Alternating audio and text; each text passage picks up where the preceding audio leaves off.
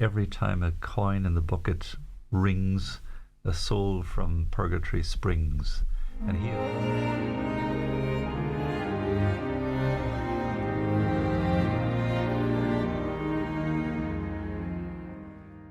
Good. Shall we say a little bit about the Holy Souls again, Roisin? Do indeed, Father. I was just chatting yesterday, just taking a little quote from this book, The Liturgical Calendar, which is the 2023 edition. The new one will be coming out very soon, if it's not already available.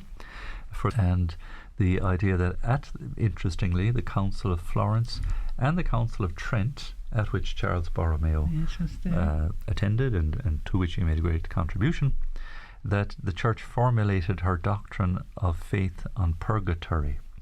Because remember in the Protestant Reformation, Martin Luther, one of his expressions was that here you had the Church in Rome saying, every time a coin in the bucket rings, a soul from purgatory springs.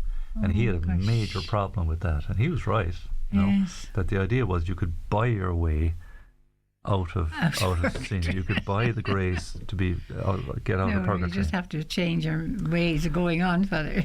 Yeah, but like the more you donated, you know, the more you were guaranteed to. You know, and you put it in a nutshell. You have to change your ways. Forget about it. So that's not to say that donations are not a good thing to do. Yeah. But you can't buy grace. No. You can't buy a packet of grace. That's not the idea, Father. No, you can't order it online. It's a charity. Giving is a charity for the people who need money or help. Correct. So you can't actually put a price on anything sacramental that's been blessed, for instance. Yes. So something's been blessed, you can't put it up for sale. No. You buy it first and then you get a blessed crucifix or a holy medal. And it's why you don't, I don't charge any fee, for example, for the Mass. There's no fees for the Mass. It's an offering if people can afford it. If they want it, they don't have to. But it's good to help support the priest, put a meal on the table, firm out petrol in the tank. So we don't charge fees. There's no fee structure for a baptism or a wedding. Now I know some parishes, for use of the church, they make a suggested offering for a wedding, for example. Oh, right, for donation. Because you're taking over the church for the day. There's a sacristan has to be on duty. Somebody has to clean up the confetti. Oh, right. And the rest. So, there's some little expense involved. So it makes sense that if you're making use of a facility, you'd offer something. Well, they'd probably be delighted to make a donation to be allowed to have a wedding in the church. Pay for the heating, the lighting, and everything else. So, at least at that level, people should be considerate in relation to the expenses of the church. But no, we don't charge.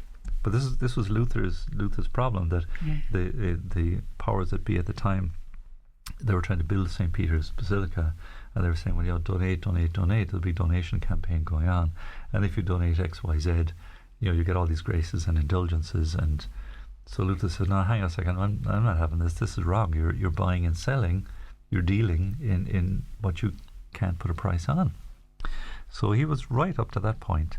And so this is where the Council of Trent stepped in, and this is why they formulated the doctrine on purgatory, and said, yes, the Church does have a treasury of the grace wrought for souls through Christ, and it's an infinite bank account, in a way, for souls, but it's not within the Church's authority to trade in that, because it belongs to Christ entirely. And so they established the idea of acts of prayer, acts of penance, and acts of charity as means by which we can draw down this grace for ourselves and for the holy souls in purgatory. But you can't quite put a measure on it, which also explains why they've moved away from the idea of indulgenced prayers, that if you recite this prayer, it's 100 days indulgence. You hear the Congregation's old prayers, or 10 souls get out of purgatory. I think I heard it this morning of St. Gertrude. Now, she goes way back in time, but it was said that whatever prayer of St. Gertrude would deliver so many souls. Well, the Church has moved away from that idea as well. It's clarified its doctrine that we can't really quantify the effect of grace because it's God's power. Yes. It's not ours.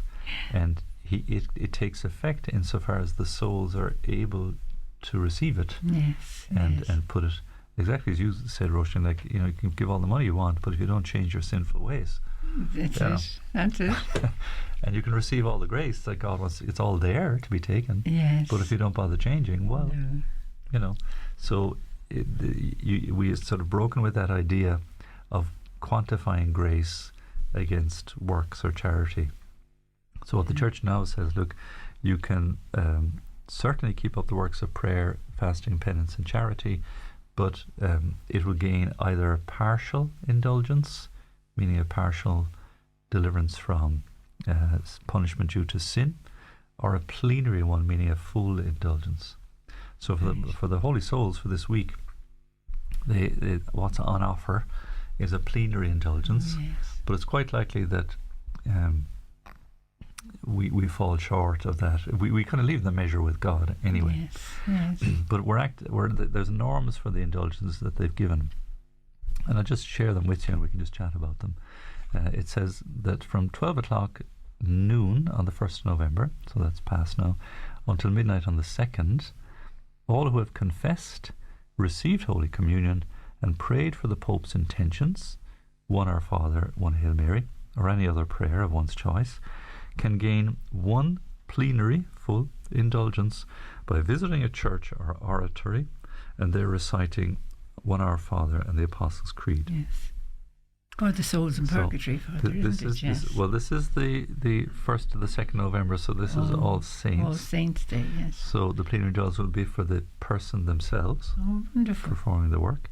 But you can see there's quite a few stipulations there. So going to Mass, receiving a Holy Communion, praying for the Holy Father's intentions, getting to confession within plus or minus a week or whatever it is, and visiting a church or oratory and they're reciting one Our Father and Apostles' Creed. Beautiful. So in other words, the church is saying, look, here's a good thing to visit the church, spend time before the Lord, go to Holy Mass, get to confession and say these simple prayers for the Pope. And in so doing, that's a great act of charity, a great act of faith. One can, if one has, and the other little condition is that we ought to be free of any attachment to sin. And that's kind of difficult to be completely free of. Any self-love that demands grace too. So that's why it's kind of framed or couched in the idea that it's a plenary or partial indulgence. It's not an exact, put the money in the slot, pull the handle and this is exactly what you're delivered. It's a little different from that.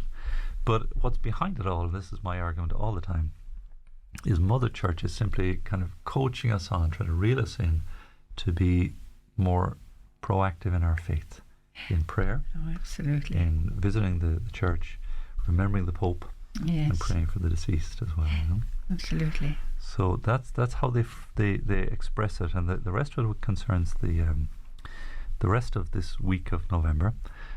This indulgence.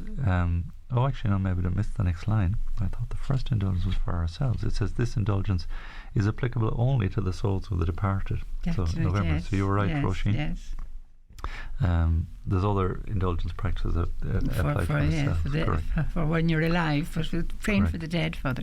We had a lovely day the other day, Father. We went up to the graveyard in Newlands Cross and said the rosary with the lovely parish priest, and that was lovely. There was quite a good crowd there too. It was wonderful. And then he walked around all the ground. It was an enormous graveyard and blessed all the graves. Did he? Good on him. Brilliant, good on him. Great. Yes, we used to do that in many of my own parishes. I think it's done around the country. It's a great tradition. It is. Yes. And to visit, especially the newer graves, or where somebody's been buried recently, it's a very moving thing to do. So it says here, just to carry on, confessions may be made at any time within the week preceding or the week following the 1st of November. Oh, very good. So I managed to get confession the other day in Belfast. The priest who just came in randomly, Father Paul, he was a Kiltegan priest. He says, will you hear my confession? I said, yeah, no bother at all. You hear mine. Oh. So we dumped each other's sins on each other. I was like, yes, got that done. So you forgave each other, nice. Father. We did. It was great. Fierce handy. So the second part now says, it says Holy Communion may be received on any day from the 1st to the 8th of November. So that's what we mean by the getting to Mass each day there, and once a day. So now the faithful who visit a cemetery, like you went to Newlands Cemetery there, Newlands Cross, and pray for the dead, may gain a plenary indulgence applicable only to the holy souls on the usual conditions, once per day from the 1st to the 8th of November. So the usual conditions, again, getting to Holy Mass, receiving Holy Communion, getting to confession plus or minus a week, and saying the prayers for the Holy Father and for the dead, obviously. And the visit to the cemetery is a little act of charity that we do. So it seems like a kind of a set of rules or hoops that we have to jump through. But again, what lies behind that is just the holy and wholesome thought it is to pray for the dead. A visit to a cemetery is always a very sobering experience and just reminds us of our fragility and our inevitability of death, and that I'm pretty sure I want somebody praying for me after I'm dead. So if you're alive after I'm gone, give me a shout out, please, and I'll put a word in for you. If I get there first, please do.